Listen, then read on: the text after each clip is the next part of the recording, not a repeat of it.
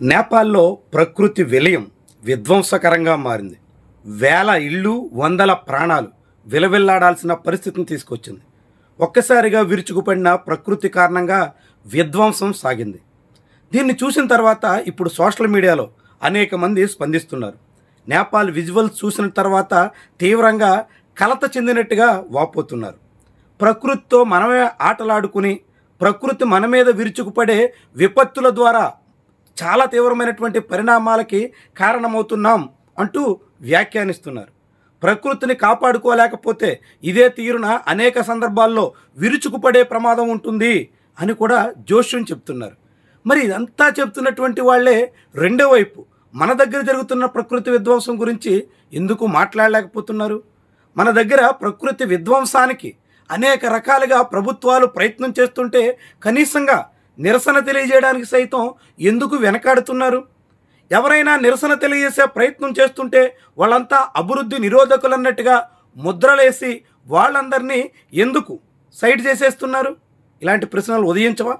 నేపాల్లోనే కాదు, ప్రపంచంలో ఎక్కడైనా ప్రకృతిని పరిరక్షించకపోతే అది మన మీద ఏ సందర్భంలోనైనా విరుచుకుపడడానికి ఎల్లవేళలా అవకాశం పొంచి ఉంటుంది. వైజాగ్లో ఇప్పుడు డేటా సెంటర్ల పేరుతో సాగుతున్నటువంటి విధ్వంసం చూస్తే భవిష్యత్ ఏమవుతుందో అనే ప్రశ్న అయితే ఉద్భవిస్తుంది. విశాఖ నగరాన్ని హుద్హుద్ లాంటి అత్యంత భీకరమైన తుఫాన్లు తాకినప్పటికీ ఆ నగరం అతి కొద్దిపాటి నష్టంతో గట్టెక్కడానికి ప్రధాన కారణం నగరం చుట్టూ ఉన్న కొండలే అక్కడ సహజ రక్షణ కవచాలుగా మారి వైజాగ్ని పరిరక్షించాయి. అలాంటి కొండల్ని ఇప్పుడు ఒక్కొక్కటిగా ధ్వంసం చేసే పరిస్థితి వచ్చేసింది. డేటా సెంటర్ల పేరుతో ఇతర అభివృద్ధి కార్యక్రమాలతో వందల ఎకరాలని ఏకకాలంలో ధ్వంసం చేసేస్తున్నారు. ఆంధ్రప్రదేశ్లోనే ఋషికొండ మీద కాటేజీల డెవలప్మెంట్ పేరుతో ఓ 10 ఎకరాల్లో కార్యక్రమాలకు పూనుకుంటే ప్రకృతి విధ్వంసం, కొండలకు గుండు కొడతారా అని రాష్ట్రమంతా చర్చించింది. కోర్టులు సైతం తీవ్రంగా స్పందించాయి. ఎన్జిటి లాంటి వాటి వరకు ఫిర్యాదులు వెళ్ళాయి. అలాంటి వైజాగ్లోనే ఇప్పుడు గూగుల్ డేటా సెంటర్ పేరుతో అదానీ నిర్మిస్తున్నటువంటి మెగా డేటా సెంటర్ కోసం అంటూ 160 ఎకరాల్లో కొండల్ని ధ్వంసం చేసేస్తున్నారు. పైగా అదంతా సింహాద్రి అప్పన్న దేవస్థానం భూములు. సింహాద్రి అప్పన్న దేవస్థానానికి సంబంధించి పంచగ్రామాల సమస్య అంటూ కొన్ని దశాబ్దాలుగా వేలాది మంది ఇక్కట్లు పడుతున్నారు. వాళ్ళెవ్వరి సమస్యలు పరిష్కరించకుండానే దేవాదాయ శాఖకి సంబంధించినటువంటి 160 ఎకరాలు పైబడినటువంటి భూమిని నేరుగా డేటా సెంటర్కి అప్పగించారు. వాళ్ళు దేవస్థానానికి ఆనుకున్నటువంటి కొండల్ని పూర్తిగా పచ్చదనం తొలగించేసే పనులకు శ్రీకారం చుట్టేశారు. తద్వారా వైజాగ్కి తాగునీరు అందిస్తున్నటువంటి ముడసర్లోవ సహా అనేక జలాశయాలకి నీటి వనరులకు ఆధారంగా ఉన్న క్యాచ్మెంట్ ఏరియాని పూర్తిగా ధ్వంసం చేసే పరిస్థితి వచ్చేసింది. ఇప్పటికే వైజాగ్ లాంటి నగరాల్లో ఇలాంటి వర్షాకాలంలో కూడా వర్షాభావ పరిస్థితుల మూలంగా తీవ్రమైనటువంటి తాగునీటి కొరత ఏర్పడుతుంది. నగరంలో కొన్ని చోట్ల 2 రోజులకి, మరికొన్ని చోట్ల 3 రోజులకి ట్యాంకర్ల ద్వారా నీటి సరఫరా జరుగుతోంది.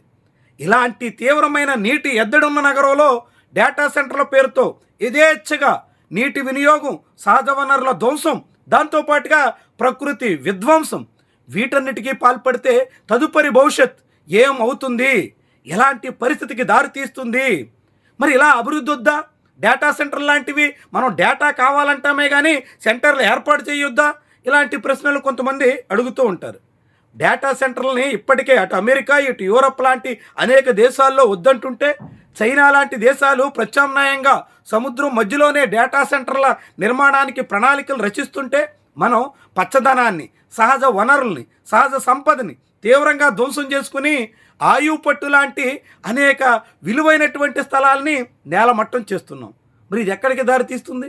ఎలాంటి పరిస్థితిని ఎదుర్కోవాల్సి వస్తుంది? నేపాల్ మాదిరిగా ఒకేసారి వరద విలయం రాకపోవచ్చు, కానీ తీవ్ర కరువు ఛాయలు అలుముకోవా? తాగునీటి కోసమే అల్లాడిపోవాల్సిన దుస్థితి భవిష్యత్తులో రాదనే గ్యారంటీ ఉంటుందా? ప్రకృతిని కాపాడుకోవాలి, ప్రకృతిని పరిరక్షిస్తేనే మనకి భవిష్యత్తు ఉంటుంది అని మాట్లాడే వాళ్ళందరికీ ఇవన్నీ పట్టవా? చెట్లు పెంచండి, మొక్కలు నాటండి అని పిలుపునిస్తున్నటువంటి వాళ్ళు అలాంటి వందల వేల ఎకరాల్లో ఎలా ధ్వంసానికి పాల్పడుతున్నారు? చెట్లు ఎలా నరికేస్తున్నారు, విలువైనటువంటి సహజ వనరుల్ని ఎలా నేలమట్టం చేసేస్తున్నారు. ఇది పట్టదా? ఆలోచించాల్సినటువంటి అంశం. నేపాల్ నేర్పుతున్నటువంటి పాఠం ఆంధ్రప్రదేశ్ ప్రజలకు కూడా ఒక గుణపాఠం. ప్రకృతి పూర్తిగా విధ్వంసం అయిపోతే దాని తాలూకా ప్రభావం మానవ సమాజమే పరిహారం చెల్లించక తప్పని స్థితికి తీసుకెళ్తుంది. ఇది నేపాల్ నేర్పుతున్నటువంటి అనుభవం. అయినా మనకు అవేమీ పట్టట్లేదు. వైజాగ్లో డేటా సెంటర్ల పేరుతో ఒకటి కాదు అనామక కంపెనీలకి నిన్నగాక మొన్న ఒక కంపెనీ ఏర్పాటు చేస్తే ఆ కంపెనీకి ఆంధ్రప్రదేశ్ ప్రభుత్వం కోట్ల రూపాయలు వేలాదిగా రాయితీలు ఇచ్చి వాళ్ళందరూ అక్కడ ప్రకృతిని ధ్వంసం చేయండి, మొత్తం యథేచ్ఛగా విశాఖను తాగునీటి ఎద్దడితో తల్లడిల్లిపోయే దిశకు తీసుకురండి అన్నట్టుగా ఆహ్వానించే పరిస్థితి రావడం అత్యంత ప్రమాదకర సంకేతం. భవిష్యత్తులో ఎలాంటి ఉపద్రవాలు ముంచుకొస్తున్నాయో అనేటువంటి కలవరం కలిగించే విషయం. దీని మీద ఆంధ్రప్రదేశ్ సమాజం కళ్ళు తెరవకపోతే ఇదంతా అభివృద్ధి అనుకుంటే ఆ తర్వాత ఎప్పుడో ఒకనాడు ఖచ్చితంగా పరిహారం చెల్లించక స్థితిని ఎదుర్కోవాల్సి వస్తుంది. అలాంటి స్థితి ఎదుర్కొందామా, ఇప్పటి నుంచే కళ్ళు తెరిచి కాపాడుకుందామా? ఆలోచించాల్సింది ఆంధ్రప్రదేశ్ సమాజమే.